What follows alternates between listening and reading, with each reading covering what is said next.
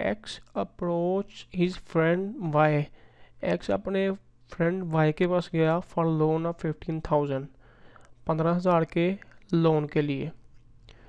उसके बाद Y being unable to give him money, Y इस काबिल नहीं कि उसे पैसे दे सकता, agreed to accept a bill drawn on him at 3 month, उसने अपने ऊपर एक बिल इशू करवा लिया एक्स से 3 मंथ के लिए, यानी कि उसको भला किया कि मुझ पर एक बिल एक्सेप्ट ड्रॉ कर लो और आप अपनी ज़रूरत पूरी कर लो। इसी बात पे वो एग्री हुए, X and Y accepted the bill, दोनों ने बिल को एक्सेप्ट किया।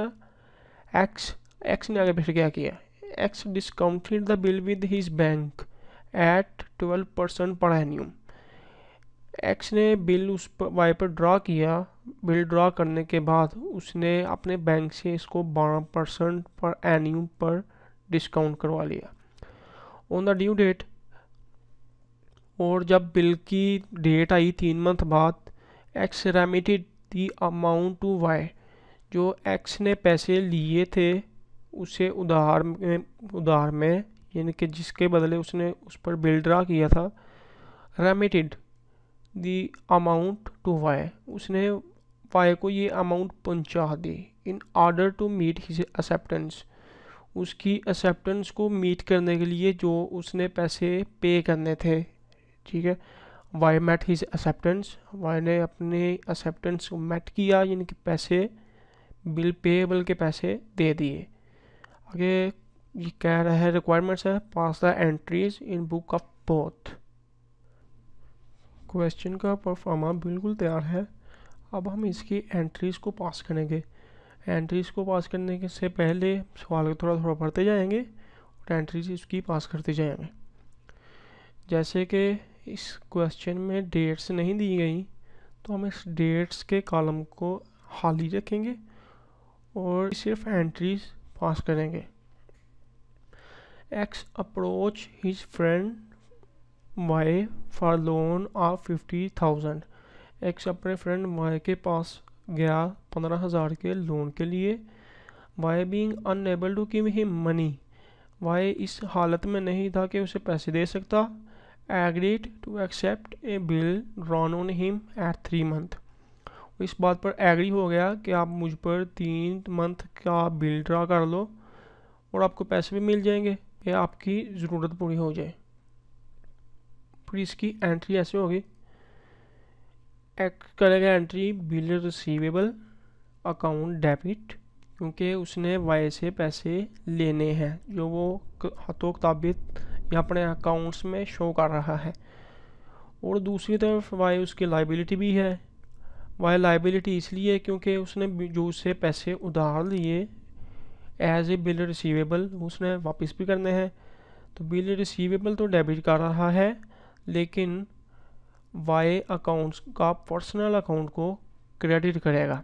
और इसी तरह वाई एंट्री पास करेगा कि एक्स अकाउंट डेबिट, क्योंकि वाई ने पैसे दिए हैं एक्स को उधार, तो अभी पैसे वो वापस भी लेगा, तो इसलिए उसको एक्स को डेबिट कर रहा है क्योंकि इसने एक्स से पैसे लेने हैं। और बिल पेएबल को क्रेडिट, क्योंकि बिल पे करेगा जो एक्स ने इस पर ड्रा किया है। ओके, इसकी दूसरी एंट्री की तरफ चलते हैं जिसमें कह रहा है x discounted the bill with his bank at 12% पर एन्यूम, एक्स ने बिल डिस्काउंट करवाया अपने बैंक से 12% पर एन्यूम के हिसाब से, यानी कि इस एंट्री में वाई का कोई जिक्र नहीं है, तो हम सिर्फ एक्स की ये एंट्री पास करेंगे। ये एंट्री होगी ऐसे, bank account debit, discount account भी डेबिट और बिल रिसीवेबल क्रेडिट। ये बैंक अकाउंट 14,555 इसलिए आया है क्योंकि हमने ये डिस्काउंट कैलकुलेशन की है पर एन्यूम के हिसाब से, आप स्क्रीन पर देख सकते हैं डिटेल। और ये डिस्काउंट चूँकि हमारा एक्सपेंस हुआ, ये भी डेबिट करेंगे, एक्सपेंस ऑलवेज डेबिटेड। और चूँकि हमारा बिल रिसीवेबल जो था, जो हमने वाई से लेना था, वो अब बैंक को चला गया और बैंक ने हमें कैश दे दिया और बिल रिसीवेबल क्रेडिट हो जाएगा। इसी तरह हम चलते हैं तीसरी एंट्री की तरफ, जिसमें कह रहा है on the due date X remitted the amount to Y in order to meet his acceptance. यानी कि जब 3 मंथ बाद बिल को पे करने की तारीख आई तो जो एक्स ने वाई से उधार पैसे लिए थे वो उसने वाई को सेंड कर दिए कि आप अपनी बिल की एक्सेप्टेंस मीट करो। तो एंट्री इस तरह होगी, दोनों एंट्रीज करेंगे।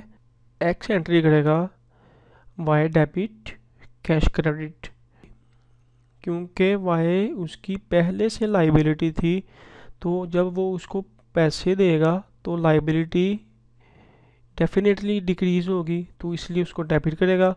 और हमारे पास एक कैश जा रहा है और कैश क्रेडिट करेगा। और वाई एंट्री करेगा, उसके पास कैश आ रहा है एक्स से, कैश को डेबिट, और एक्स अकाउंट जो उसका डेटर था यानी कि वाई ने जिससे पैसे लेने थे उसको अब क्रेडिट करेगा, क्योंकि वो उसने वाई ने एक्स को पैसे दे दिए हैं। चौथी और लास्ट वाली एंट्री में कह रहा है वाई मेट हिज एक्सेप्टेंस, यानी कि वाई ने बिल पेएबल को पे कर दिया है। इस एंट्री में इसकी एंट्री कुछ इस तरह होगी, bill payable account debit cash credit 15,000 से। बिल पेएबल डेबिट इसलिए हो रहा है क्योंकि बिल पेएबल वाई की लाइबिलिटी थी जो अब उसने पे की है। जब लाइबिलिटी डिक्रीज होगी तो डेफिनेटली डेबिट होगी। कैश की बात करें तो कैश जब भी जाएगा हमारी लाइबिलिटी ही होगा, तो इसलिए उसको क्रेडिट करेंगे।